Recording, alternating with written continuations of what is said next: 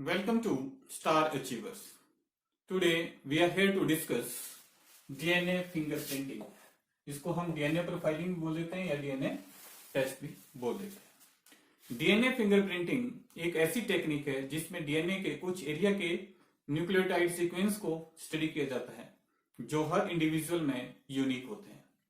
DNA fingerprinting से एक individual को दूसरे इंडिविजुअल से इजिली डिस्टिंग्विश किया जा सकता है, पर इसमें एक एक्सेप्शन है और वो रहेगी मोनोजाइगोटिक ट्विंस। कौन सी रहेगी? Monozygotic twins. क्योंकि ये जो मोनोजाइगोटिक ट्विंस होते हैं ये सेम एम्ब्रियो से डेवलप होते हैं, इसलिए इनके जो डीएनए फिंगरप्रिंट्स हैं वो भी सेम ही होंगे। डीएनए फिंगरप्रिंट से बहुत से केस सॉल्व हो सकते हैं, जैसे murder, paternity test, rape case, और क्रिमिनल्स को उसके डीएनए फिंगरप्रिंट से आसानी से पकड़ा जा सकता है। डीएनए फिंगरप्रिंटिंग एक बेस्ट मेथड है क्रिमिनल्स को पकड़ने का। जैसा कि आप जानते होंगे कि जो स्किन फिंगरप्रिंट्स होते हैं उनको इजीली रिमूव किया जा सकता है। कैसे रिमूव कर सकते हैं हम? जो स्किन फिंगरप्रिंट्स है उनको सर्जरी से या एसिड बर्निंग से या किसी और मेथड से भी जो स्किन फिंगरप्रिंट्स है उनको चेंज किया जा सकता है। But there is no known method to change the DNA fingerprints. ये जो DNA fingerprints थे, they were first discovered by Sir Alex Jeffrey. किसने? Sir Alex Jeffrey. Sir Alex Jeffrey ने कब करा था इनको डिस्कवर? In 1984. और इसको कोर्ट ने प्रूफ के तौर पे एक्सेप्टेंस दी थी 1986 में। सर एलेक्स जेफरी को क्या बोलते हैं हम? Father of DNA fingerprinting. तो फादर ऑफ डीएनए फिंगरप्रिंटिंग कौन है हमारे पास? Sir Alex Jeffrey, father of DNA fingerprinting. अब जो लालजी सिंह हैं, Lalji Singh is known as father of Indian DNA fingerprinting. Father of Indian DNA fingerprinting. जो इंडियन डीएनए फिंगरप्रिंटिंग के जो फादर रहेंगे वो कौन है? लालजी सिंह। अब हम डीएनए फिंगरप्रिंटिंग की डेफिनेशन कर लेते हैं। अ लैबोरेटरी टेक्निक, पहली डेफिनेशन कर रहे हैं हम। A laboratory technique used to identify individual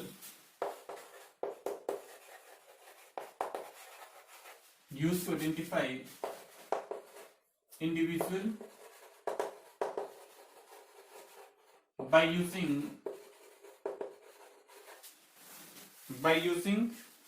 bodily samples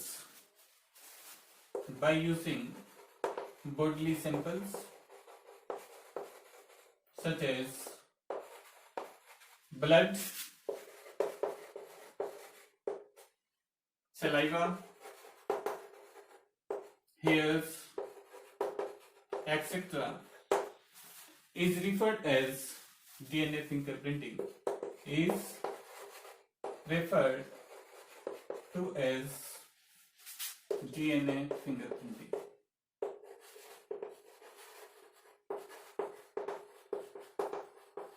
तो हमारे पास जो दूसरी डेफिनेशन है उसको हम कैसे कर सकते हैं? और DNA test use to establish a link और रिलेशन बिटवीन टू पर्सन या two individual by using STR या by analyzing their STR or VNTR is called DNA fingerprinting.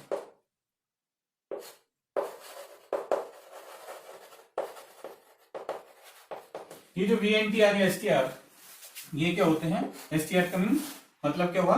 Small tandem repeats, और VNTR का मतलब क्या है? Variable number tandem repeats. और ये किसमें मिलेंगे हम? VNTR किसमें मिलते हैं? ये मिलते हैं हमें मिनी सैटेलाइट में। किसमें मिलेंगे? Mini satellite.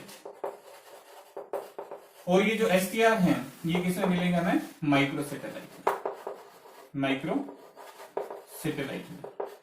अब ये जो मिनी सैटेलाइट भी या माइक्रो सैटेलाइट क्या होते हैं, इसको अब नेक्स्ट इसी में ही डिटेल में करेंगे, आगे समझेंगे इनको। इसकी एक और डेफिनेशन हम कर सकते हैं, वो क्या होगी? और लैब टेक्निक या लेबोरेटरी टेक्निक और chemical test a lab technique or chemical test that show genetic makeup of individual, that show genetic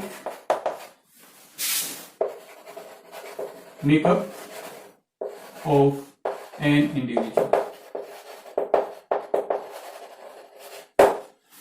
इन तीनों में से जो भी डेफिनेशन इजी लगे उसको आप याद कर सकते हैं।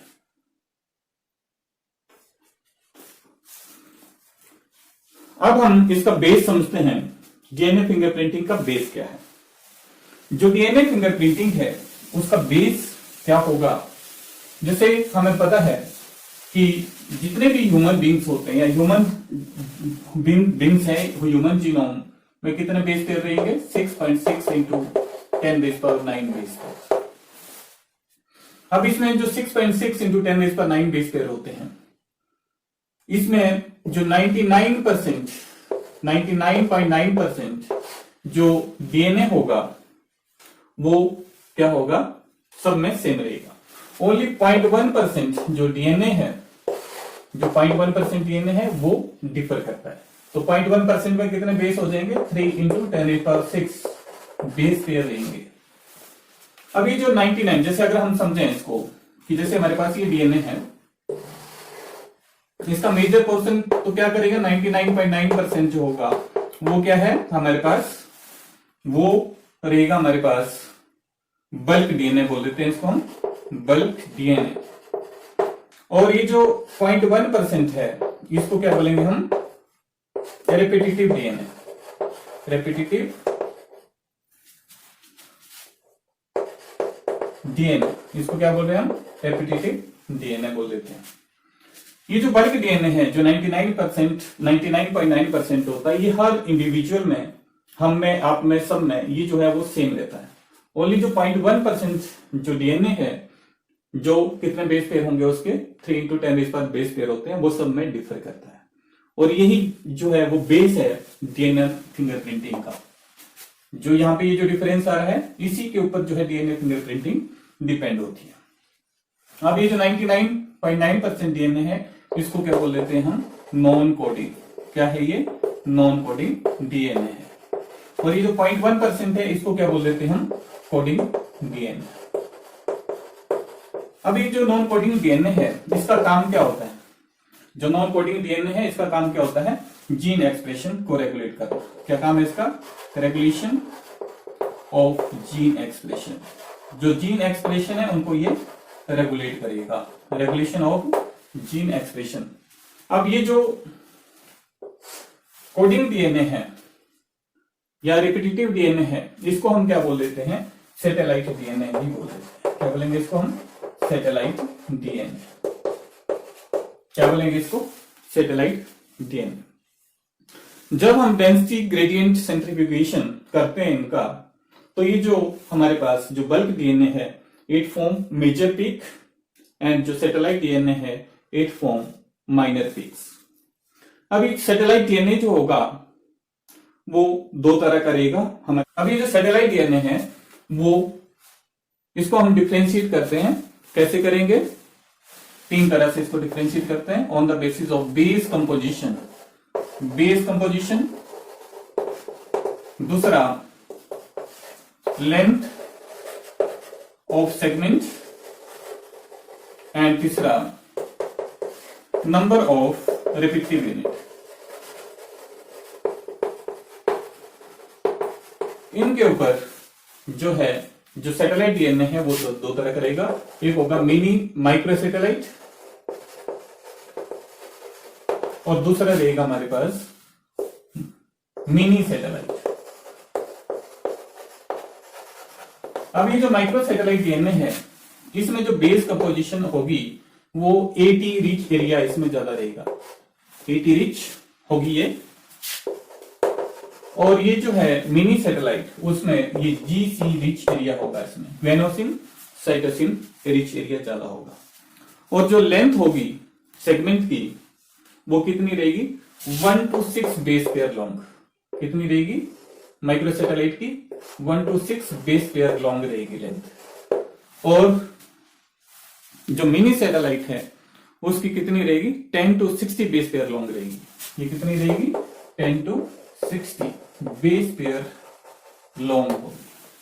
और इसमें नंबर ऑफ रिपीटिव यूनिट, ये कितनी बार अपने आप को रिपीट करेगा, 5 to 200 टाइम, 5 से 200 टाइम अपने आप को ये रिपीट कर सकता है।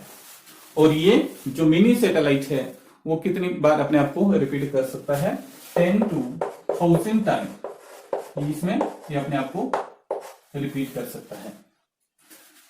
इसका जो एग्जांपल रहेगा आपके पास माइक्रो सैटेलाइट का, उसमें क्या रहेगा, STR एंड SSR। और इसका एग्जांपल क्या रहेगा हमारे पास, VNTR, variable number tandem repeat. और STR का मतलब क्या हुआ, स्मॉल टेंडम रिपीट। और SSR का मतलब क्या हुआ, सिंपल सीक्वेंस रिपीट। जो हमारे प्लस 2 के सिलेबस में है, जो डीएनए फिंगरप्रिंटिंग है वो VNTR के ऊपर बेस्ड है, STR के ऊपर नहीं है, नहीं SSR के ऊपर है। तो हम STR और VNTR से भी डीएनए फिंगरप्रिंटिंग कर सकते हैं। इसके 2-3 मेथड हैं जिससे हम डीएनए प्रोफाइलिंग करते हैं। और हम प्लस 2 में कौन से करेंगे, VNTR की करेंगे। अब हम बात करें स्टेप्स इन डीएनए फिंगरप्रिंटिंग। जो डीएनए फिंगरप्रिंटिंग का जो स्टेप है उनको समझने से पहले हम एक सिचुएशन यहां पे मानते हैं, सिचुएशन ले लेते हैं, जिसमें क्या हुआ, एक क्राइम सीन है, क्राइम साइट है जिसमें मर्डर हुआ। उस साइट पे क्या है, मर्डर। अब इस साइट के ऊपर हमने क्या करा, सैंपल कलेक्ट करने होते हैं। सैंपल कलेक्ट करें, सैंपल सपोज सैंपल हमने लिया ब्लड का, कि वहां पे ब्लड सैंपल हमें मिले, ब्लड वहां पे था। तो ये जो ब्लड था, एक तो जिसका मर्डर हुआ है उसका होगा, और एक जिसने मर्डर किया है एक उसका होगा। अब उन सैंपल्स को क्या करना, हमने कलेक्ट करना होता है और उसकी डीएनए फिंगरप्रिंटिंग करके उसको सस्पेक्ट जो होंगे हमारे पास, जैसे हमें शक हो रहा है कि पर्सन एक ए है एक बी है, इन दोनों में से किसी ने मर्डर किया है, तो हमने क्या करना है, इनके ब्लड जो सस्पेक्ट है उनको लेके इस ब्लड को क्या करना है, इसकी डीएनए फिंगरप्रिंटिंग करनी है, और जो असली मर्डर होगा उसको क्या करना है, उसको पकड़ना है। तो अब हम देखते हैं कि इसको हम किस तरह से डीएनए फिंगरप्रिंटिंग करते हैं। तो पहली क्या हुई, source of DNA. Step first क्या रहेगा, सोर्स ऑफ डीएनए। जो डीएनए की सोर्स है वो क्राइम सीन से हम कैसे कलेक्ट कर सकते हैं, किस किस की फॉर्म में कलेक्ट कर सकते हैं, WBC की फॉर्म में कलेक्ट कर सकते हैं, अगर वहां क्राइम सीन में WBC है, ब्लड है या सीमेन है, वेजिनल स्वैब है,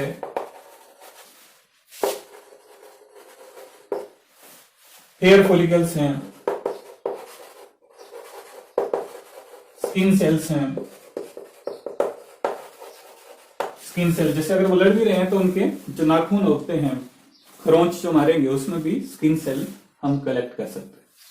तो जो सोर्स ऑफ डीएनए होगी वो क्राइम सीन से कैसे निकाल सकते हैं हम, कैसे ऑब्टेन की जा सकती है, WBC से, ब्लड से, सेमन से, वेजिनल स्वैब से, हेयर फॉलिकल या स्किन सेल से भी हम इसको जो है वो निकाल सकते हैं। तो दूसरी क्या हुआ, जैसे ये सोर्स ऑफ डीएनए थी हमारे पास, जो क्रिमिनल साइट के ऊपर हमें कुछ भी सैंपलिंग मिली है, तो उसके बाद उसका जो सेकंड स्टेप रहेगा वो रहेगा एक्सट्रैक्शन। अब क्या रहेगा second step? Extraction of DNA. अब ये जो डीएनए है इसको जो सैंपलिंग थी उससे कैसे एक्सट्रैक्ट करेंगे? उसको एक्सट्रैक्ट करेंगे हम हाई स्पीड सेंट्रीफ्यूगेशन से। कैसे एक्सट्रैक्ट करेंगे उसको? हाई स्पीड सेंट्रीफ्यूगेशन टेक्निक से।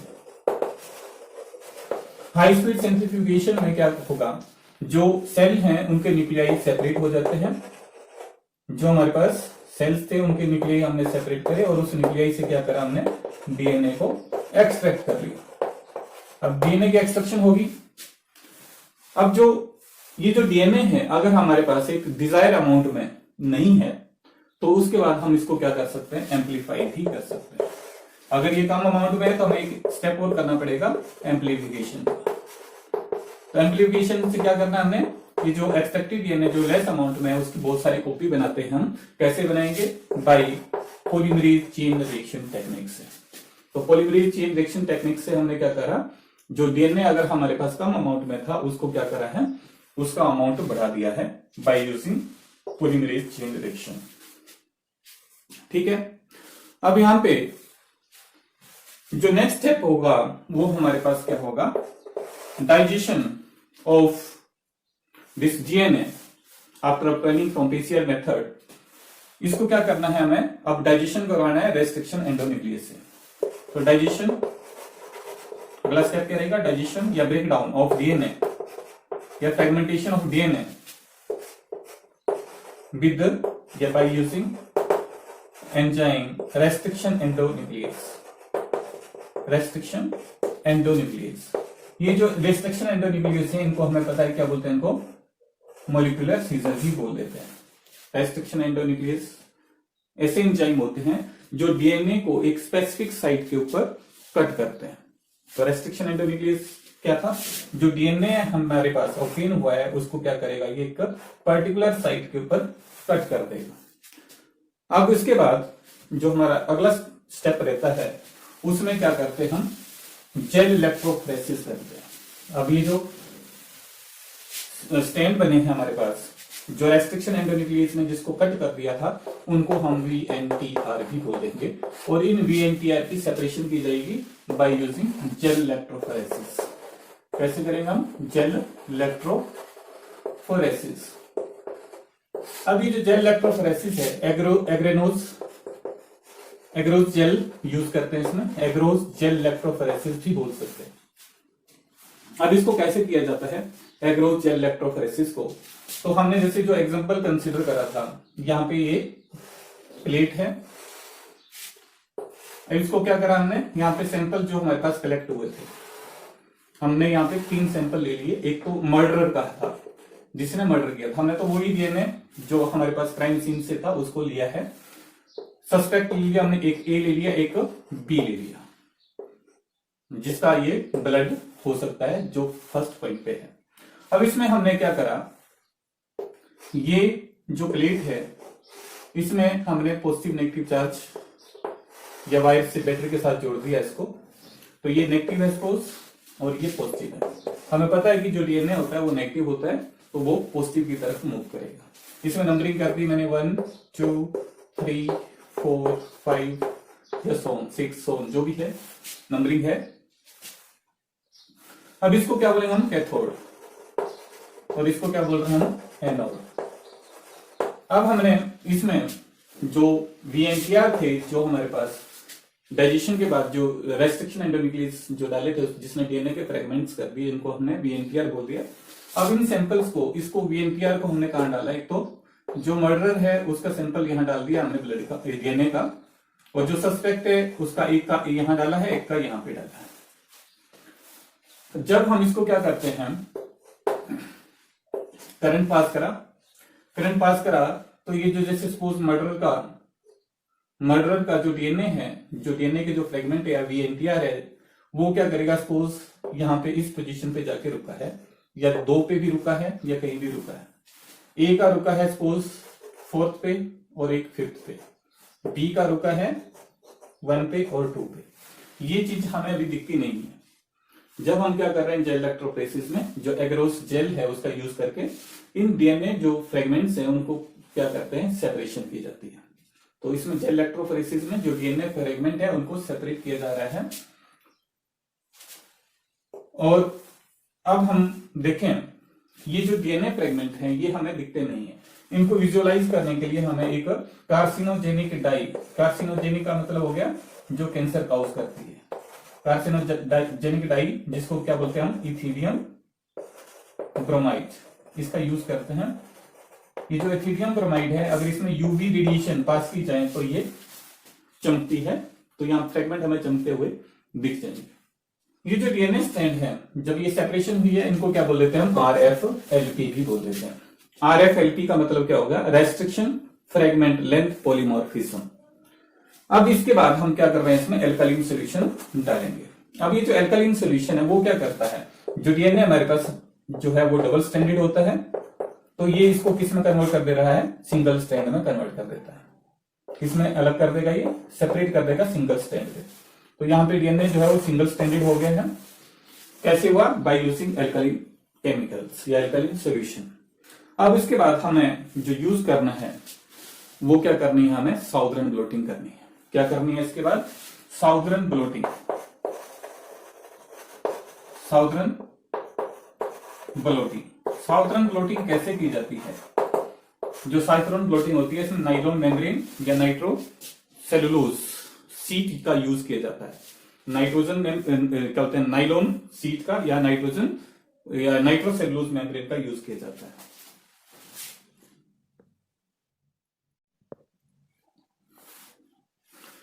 अब ये जो हमारे पास नेक्स्ट स्टेप है वो क्या है, साउदर्न ब्लोटिंग का। साउदर्न ब्लोटिंग में क्या यूज किया जाएगा, नाइट्रोसेलुलोज सीट का यूज किया जाएगा या नाइलॉन सीट का यूज किया जाता है। नाइलॉन सीट भी बोल सकते हैं इसको, इसका यूज किया जाएगा। अब ये जो नाइट्रोसेलुलोज, ये जो इंप्रेशन यहाँ पे आए हैं डीएनए के जो फ्रेगमेंट सेपरेट हुआ है VNTR, इनको क्या करना होता है, अब इस प्लेट से इस सीट में, नाइट्रोसेलुलोज सीट में इसको ट्रांसफर किया जाता है। कैसे करेंगे, उस सीट को लो और उसके ऊपर रख दो, तो ये जो डीएनए है ये क्या करेंगे, ये नाइट्रोसेलुलोज सीट के ऊपर आ जाते हैं। और इसी को ही क्या बोलेंगे हम, साउदर्न ब्लोटिंग। साउदर्न ब्लोटिंग में क्या करा, जो इंप्रेशन आए थे डीएनए के उसको नाइट्रोसेलुलोज सीट में या सीट में ट्रांसफर करना ही क्या है, साउदर्न ब्लोटिंग है। अब साउदर्न ब्लोटिंग के बाद जो हमारे पास स्टेप रहता है वो रहेगा डीएनए प्रोब का यूज करना। क्या रहेगा, डीएनए प्रोब का यूज करना। तो जो नेक्स्ट स्टेप होगा हमारे पास वो क्या रहेगा, हाइब्रिडेशन विद डीएनए प्रोब। तो क्या है अगला स्टेप हमारे पास, hybridisation with radioactive DNA probe. अब ये जो रेडियोएक्टिव डीएनए प्रोब है ये है क्या एक्चुअल में, यहां पे हमने क्या करा था, by using we can say एल्कालीन chemicals, जो डीएनए था उसके जो स्ट्रैंड थे उनको सेपरेट कर दिया था। सेपरेट करा था तो उसके बाद हमने क्या करना है उसको, रेडियोएक्टिव प्रोब। रेडियोएक्टिव प्रोब में क्या हो रहा है, सिंपल, रेडियोएक्टिव प्रोब में कॉम्प्लीमेंट्री सीक्वेंस होते हैं। क्या होते हैं, कॉम्प्लीमेंट्री सीक्वेंस, जिनको रेडियो लेबल किया गया है। रेडियोएक्टिव सीक्वेंस चौथे कॉम्प्लीमेंट्री सीक्वेंस है जिनको रेडियो लेबल किया गया है या रेडियोएक्टिव किया गया है। अब इसको जो नाइलॉन सीट थी हमारे पास उसके ऊपर इस रेडियोएक्टिव प्रोब को छोड़ दिया जाता है। अब यहाँ पे कॉम्प्लीमेंट्री सीक्वेंस है, जैसे हमारे पास कोई भी है, जैसे इसमें AT, GC या CG ये सीक्वेंस है, तो हमें पता है VNTR यूज कर रहे हैं।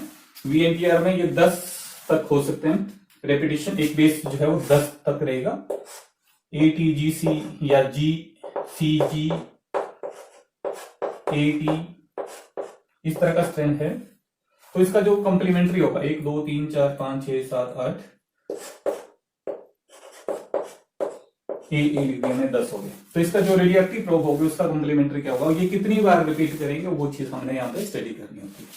तो इसका जो प्रोब होगा वो क्या रहेगा, ए के साथ क्या जुड़ेगा, T, यहां पे A G C G C T A ची ची, इस तरह से प्रोब होगी हमारे पास। वो क्या करेगी, जो नाइलॉन शीट थी वहां पे इसको प्रोब को, ये प्रोब है, ये उसका ये डीएनए है, प्रोब में कॉम्प्लीमेंट्री सीक्वेंस है, ये रेडियो लेबल है, इसको उसके ऊपर छोड़ देंगे नाइलॉन शीट के ऊपर, तो ये क्या करेगा, कॉम्प्लीमेंट्री सीक्वेंस वहां पे जाके चिपका जाता है। जब हम इसकी जो लास्ट स्टेप में क्या करेंगे, लास्ट स्टेप में इसको क्या करेंगे, एक्सरे या रेडियोग्राफी करेंगे, इसकी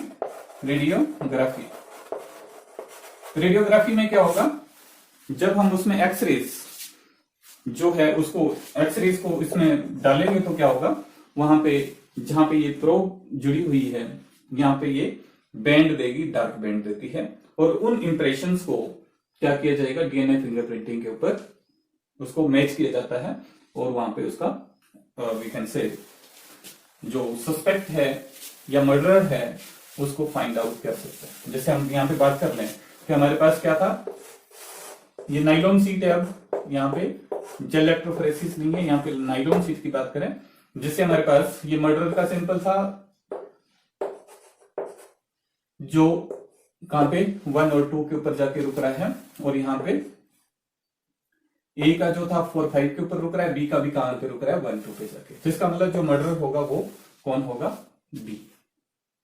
तो ये सिंपल है प्रोसेस। तो इसको हम अलग तरह से, इस तरह से भी समझ सकते हैं कि हमारे पास जो सैंपल है क्राइम सीन से, जैसे हमारे पास यहाँ पे जो प्लेट बनी, जो फिल्म बनी है रेडियोग्राफी से, वो इस तरह से है, जैसे हमारे पास जो मर्डर है उसका यहाँ पे क्रोमोसोम स्टडी किए जाते हैं, हर क्रोमोसोम जो मैच करता है उससे फिर मर्डर का हमें पता चल जाता है। ये क्रोमोसोम पैटर्न है सपोज, या इसको मर्डर को हम ऐसे ले लें कि उसका जो हमारे पास जो डीएनए फिंगरप्रिंटिंग है वो इस तरह से आ रही है, क्रोमोसोम पैटर्न इस तरह से है, और यहां पे जो ए था या एक बी है उसका क्रोमोसोम पैटर्न भी ए का कैसे आ रहा है, अलग तरह से शो कर सकते हैं हम इसको, और यहां पे जो बी है उसका भी क्रोमोसोम पैटर्न सेम आ रहा हो, तो इसका मतलब बी जो है वो क्या है, मर्डर करा हुआ।